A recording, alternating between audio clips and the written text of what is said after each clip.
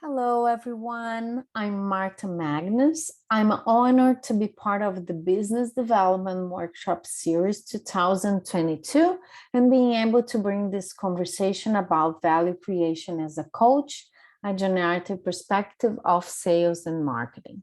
First of all, I would like to apologize about my English. I'm from Brazil. I speak Portuguese, Spanish, my second language. So I'm here doing my best to bring this conversation to you, and I hope you enjoy the presentation. So I would like to begin this conversation talking about what is the relevance of this conversation? Why does it matter to us? So we as coaches, we are most of the time independent service providers, and we care about many things. We care about the impact in the world of our work. We care about customer relations, customer value, customer satisfaction, our public identity, financial outcomes. So we want to live of coaching, and we have many concerns. We can have a concern, for example, in distinguish ourselves from other coaches, generating an assessment of credibility in the market.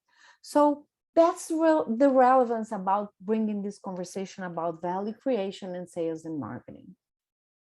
And what is the expected result I would like to bring? What is my promise for you to this conversation? My promise is that we have a conversation about value creation and also bring the generative perspective of sales and marketing. And by the end, bringing concrete practice that we can enter in around these topics for us to be able to take care of what we care about. So I would like to begin bringing this question around what is value?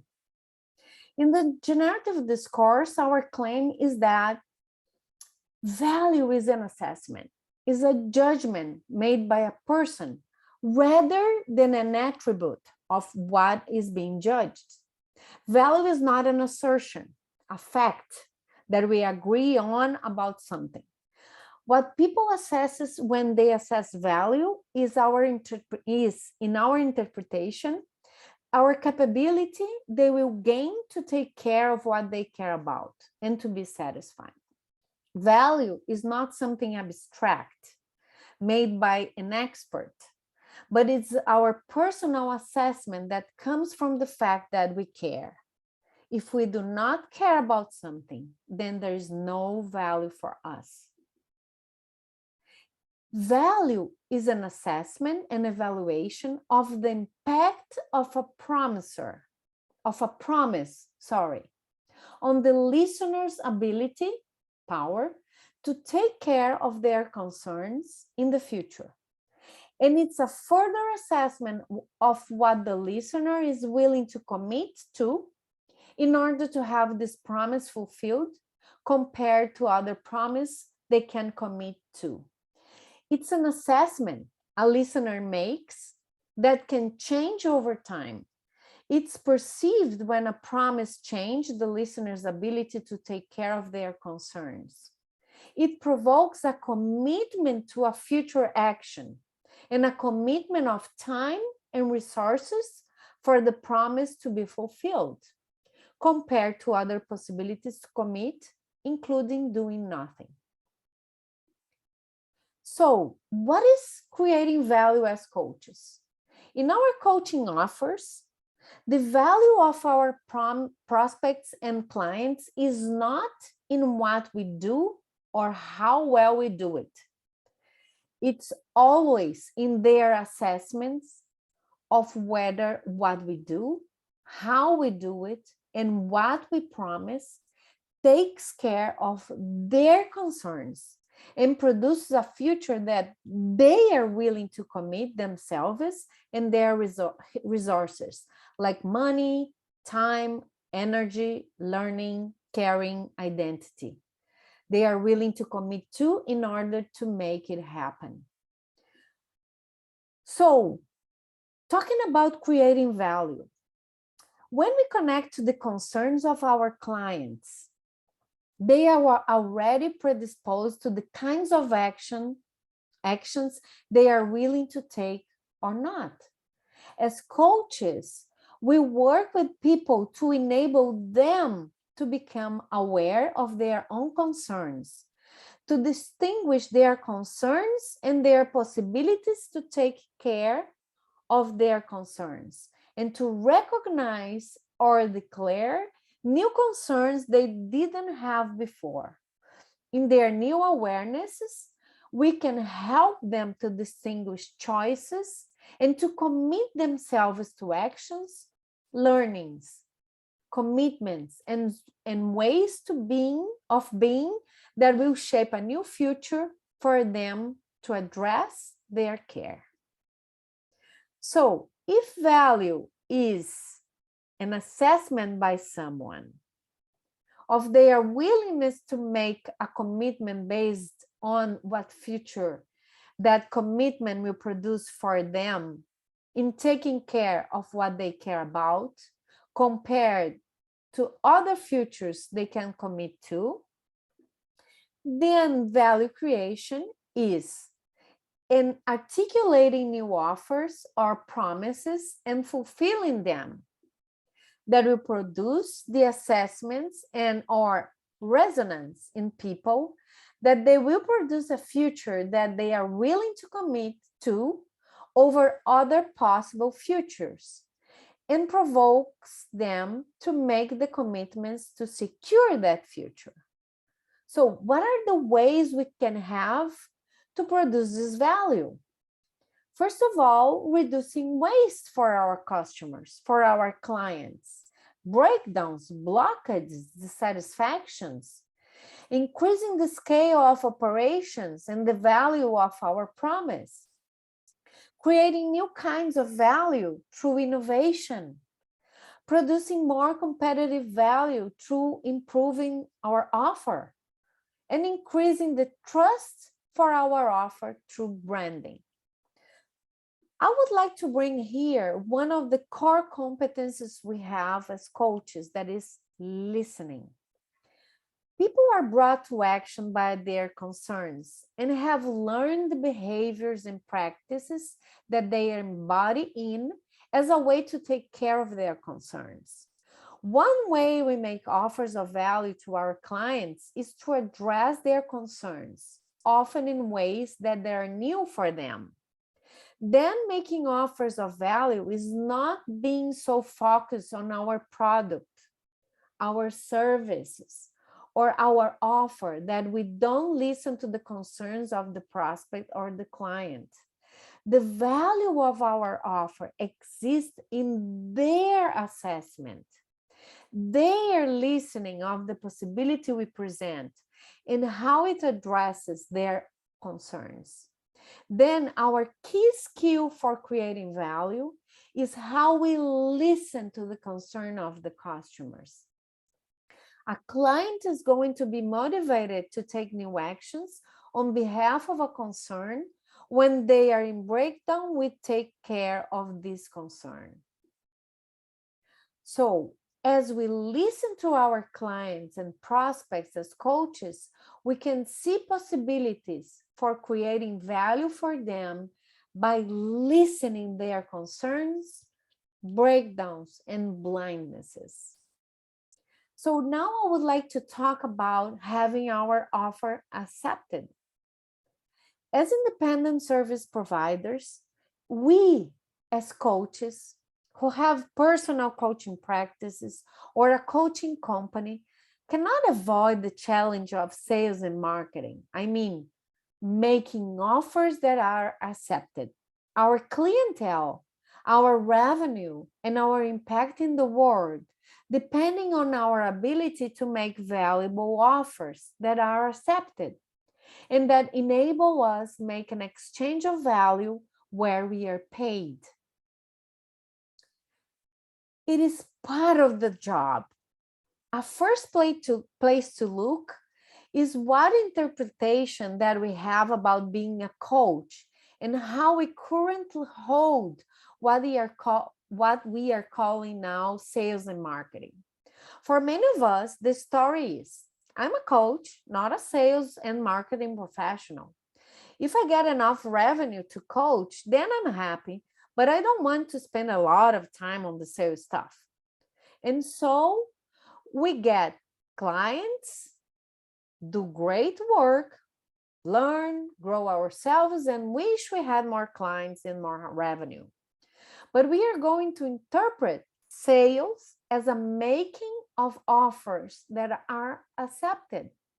The offering of value that takes care of the concerns of a client and enabling two parties to share commitments for a future.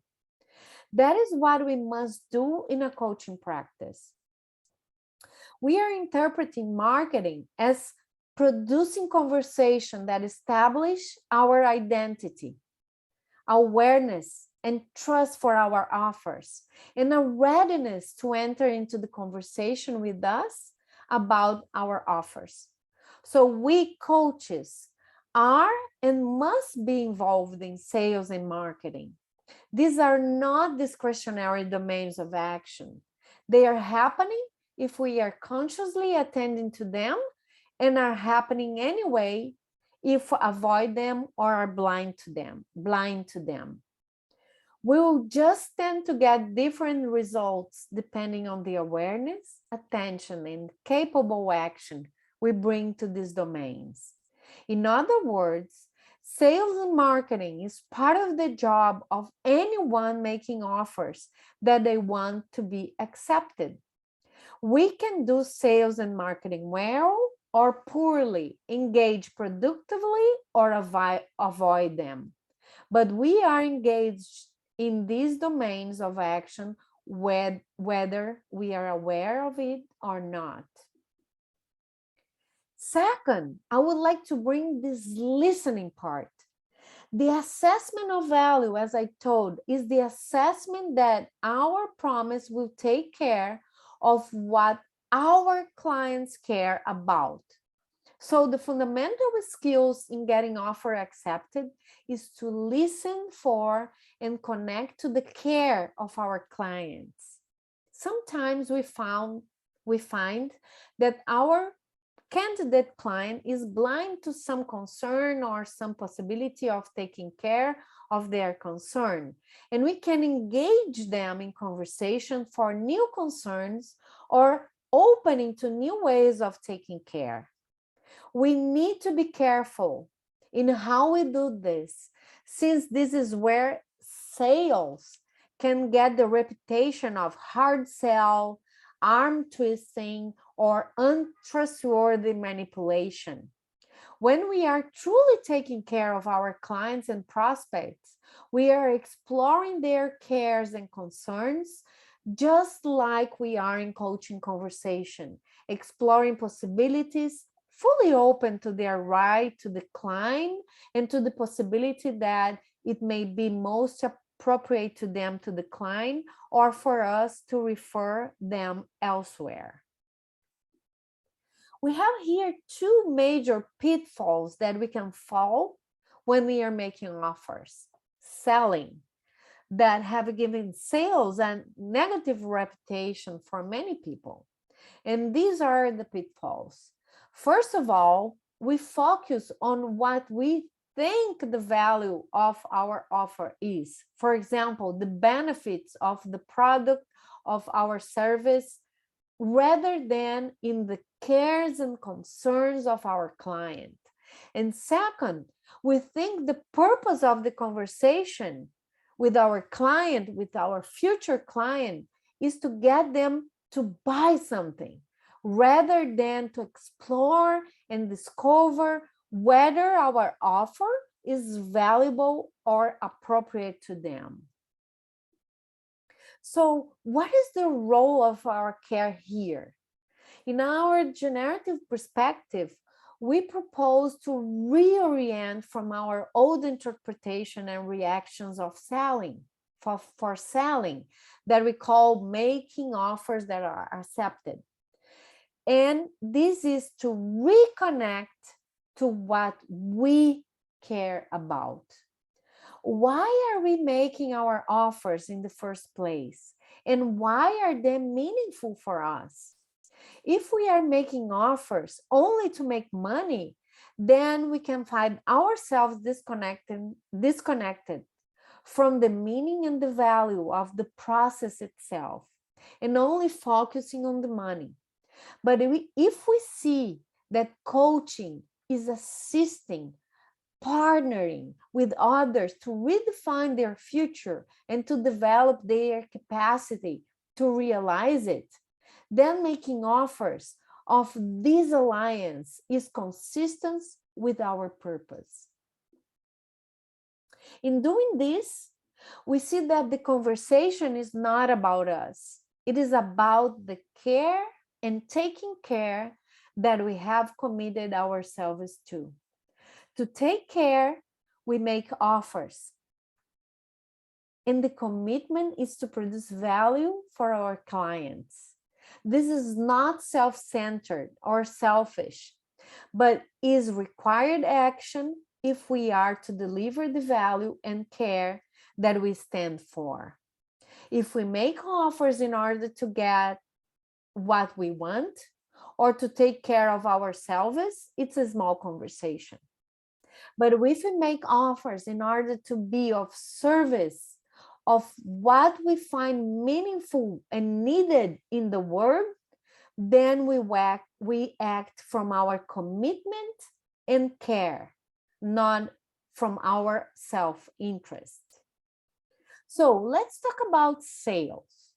When we have found our passion, our center, and our skill in the sales conversation, the making of offers of value to prospects, then we must face the pragmatics of having enough successful sales conversations to produce the revenue that we need to live or to run our business or practice, or to achieve our objectives that require financial resources.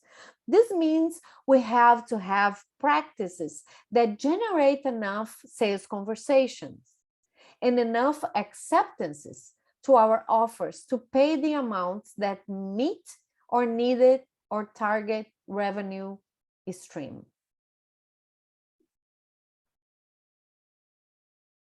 When we talk about sales, we talk about the practice of making offers of value to prospects. We also want to keep the mood of taking care of what we care about, keeping the process satisfying and interesting, and not falling into making it into a grind. The numbers are not the point of the process. They are just assertions to help us ground assessments of what actions we need to take. Actions to take care of our financial concerns and of having our offer accepted. We need to do our work both in the mood of caring and meaning, and in the commitment to competent action in order to build a successful practice. Let's talk about marketing. Marketing is related to sales, and in some organizations, marketing is responsible for generating leads for the sales function. Let's look at the whole of marketing practice for us as independent coaches. Marketing in business has two central functions. One, the design of value offers and positioning them in a listening of prospective customers, and the creation of communication that enables people in the market to learn about the offers of our businesses. As independent providers, we are not going to engage in such scales of marketing and probably not in such a range of activities. However, the fundamental purpose and intent of marketing activities is the same for any enterprise of any scale, including the individual practitioner. We want people to know about our offers and have trust and interest in them. We want people to hear about us and our offer without us having to be in the conversation. Successful marketing results in creating leads for our offer conversations and is an important element of how we generate revenue. We need to design and integrate our marketing practices into our professional practices. This is part of the art of being an independent service provider. We can avoid or ignore marketing, and the result will still be the conversation about us and our offer that don't happen with positive or negative results. We can avoid the phenomenon of marketing, the conversations that others have about us that create our reputation. But we can either engage to promote positive conversations or be victim to what happens without us. There are many ways to market, and it's your design and your art. It's up to us to find what works for us through experiment, learning, and practicing. So I would like to talk now about some reflections and new practices. Developing our competence to make offers that are accepted, that produce financial abundance, is a road to freedom of choice and increases our power to invest in how we will take care of what we care about as a professional. This presentation is an invitation to conversations and practice that can take us to more freedom, more power, more satisfaction. The intention is not to imprison us in a game that we should do more. It's not about this. Rather, the intention is to enable us to better design our life and fulfill our ambitions and our contributions as professionals, as coaches.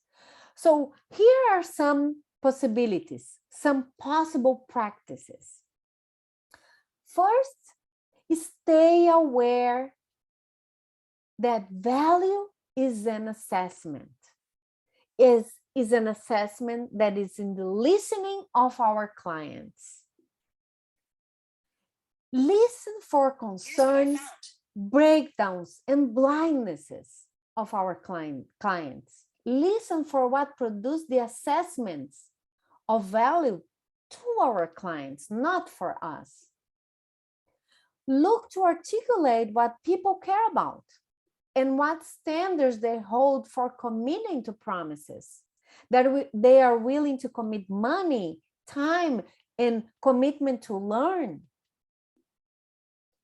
Clarify what you care about, what passion and purpose you have, and stay connected to what you care about in practicing to make your offers. Look for opportunities in breakdown and the satisfactions of your clients.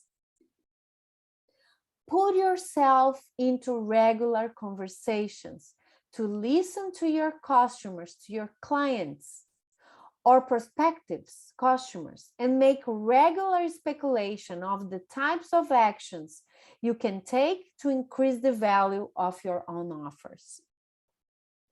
Listen and interpret what future people are yearning for, what they are looking for, what they are visioning, what is the there they are willing to commit. How can you affect the scale of what you do, grow your public identity, and establish practices of innovation? How can you design these to be manifestations of what you care about, rather than good things to do? Don't fall into negative interpretations and practice of sales and marketing. Stay aware of what is the mood of these topics you are in. Include making offers and having them accepted as an interesting part of your work. We are not only coaches, we are taking care of our coaching practice too. Speak about your commitment and offers with passion and power. It is not about you. Take a stand in the word for what you care about. And see what happens when we put your care in the word with commitment. Practice making offers. Learn from listen to your prospects. Learn to build marketing practice to have others in conversations about you and your offers without being in conversations with you. Don't fly solo. Learn with others. And this business development workshop series is a great way to do this. We are not flying solo here. We are with coaches, with partners to learn together. Learn through small steps, not giant leaps, and design your rhythm of practice. Stay in practice, small steps. And also, have fun. Bring this mood to this learning. It is about taking care of our practice as coaches. So remember, practices are conversations, and they are possible for us all the time because they are human acts. It's all about conversations. I would like to acknowledge and to refer Bob Dunham, the creator of Generative Leadership. And I hope you had enjoyed this presentation and that this generative perspective and conversations can help you develop your business as part of your care. You're offering the world and in a way to produce value to you and to your clients. I hope you had enjoyed so much this presentation. Thank you so much. We'll stay in touch. Bye-bye.